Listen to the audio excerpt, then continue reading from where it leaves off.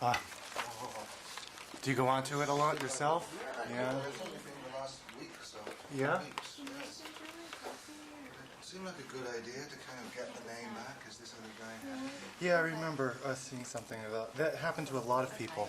Happened to Kelsey Grammer too. Kelsey Grammer, Mel Gibson, Kevin Spacey, the guy who had my Was name. it the same? Was it the It was same guy up squatter? in, yeah. Who? And he was holding it up for money, right? A lot of money. Oh yeah, we This might sued. be your own personal snack. So, Sandalwood. Yeah, sandalwood. Right. You have a website too?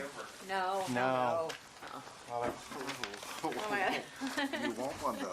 I do. I have one. you need to get one. Oh, Yay. you do. You gotta get one. Make sure you got your name. All right. Well, this project, if I read the trades correctly, came to you first as a producer and a star. Well, it did, yeah. It came to my company, Irish Dreamtime. We were looking for romantic comedies, or a romantic comedy, and we found this one. And we set sail with it. Why? Well, because I hadn't done one before. And I thought it was about time. Was it a no-brainer for you to say yes to come on board? Yeah, absolutely. I loved it when I read it, and loved the idea of doing it with Pierce. So it's the first time I've done kind of a straight-up old-fashioned romantic comedy. I was very anxious to try one. I was curious, where did the character come from for you as an actress? Because it was just unique. You know, it was.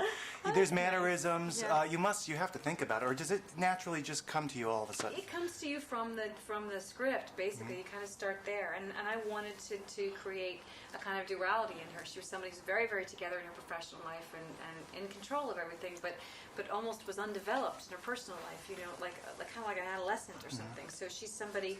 You know, he's the one who's able to integrate her finally. To say like you can kind of have, you can have all these things together. Can't wait to see Is this that film. good? I know. Yeah. Sounds like you did See. something really.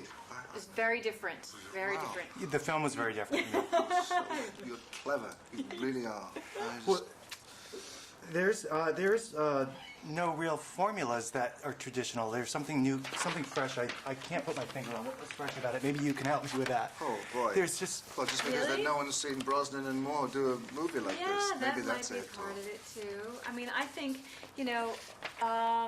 it's interesting to see a modern, I think, take on an old-fashioned classic genre. I think that's what it is. You sort of have this, we're very familiar with this type of film, but then you see these, you see it kind of updated for adults as well, which I think is sort of refreshing. the day before special effects when they made character-driven dramas and comedies.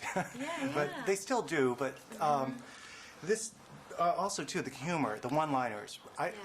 It's been a while since I laughed at a few lines like that hard. One of them was your the injection on the counter, that needle, which gives a new idea. I just start crying laughing. Oh, that's good. That's good. Okay. Yeah, because it just came out of nowhere and it was very funny. Yeah. It wasn't contrived. It didn't feel contrived. Yeah.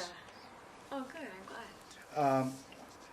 And another thing it's hard to do is play drunk. There's drinking in this movie. We have to tell people. There is drinking in this There's movie. It's definitely part of the drinking, relationship. Yeah. They go off into the sunset, inebriated. But I think that that's something that people do when they're trying to get to know each other and they're nervous and they go out to dinner and they drink too much. They drink too much because they're trying to find a way to talk to each other and they end up getting drunk. It's done in a jovial, lighthearted way. And it's hard to play a drunk. I mean, that's something I always notice. It's some acting. Oh, I don't want to talk about acting, but that's a hard one to make people believe that you're drunk. Some people overdo it. Right. Oh, well, good. Yeah, but I'm glad I'm proud about that. You're doing well Yeah, here. yeah. You're doing well. what's that? You're doing no. I love that. You're on a roll. And there's also. How was I in Act 2? What's No? that? Nothing?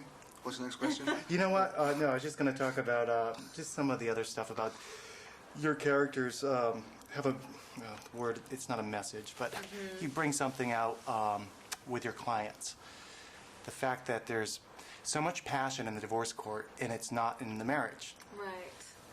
Right, which is a kind of a wonderful thing thematically that Pierce's character talks about a lot in the movie, and it's something that's kind of worth hearing for all of us. That it is interesting that when people decide that a marriage is over, they'll suddenly turn on each other with an incredible amount of energy that was missing from the marriage. So you wonder if they put that toward trying to make things better, would it really help? It's an interesting thing to think about. And they have that. If they have that passion in the courtroom, that means they have passion with each other. I would think. That's what you'd hope. Yeah, exactly. Yes, exactly. I agree. Completely. Concur. We've been wrapped. Thank you very much. Am I? No,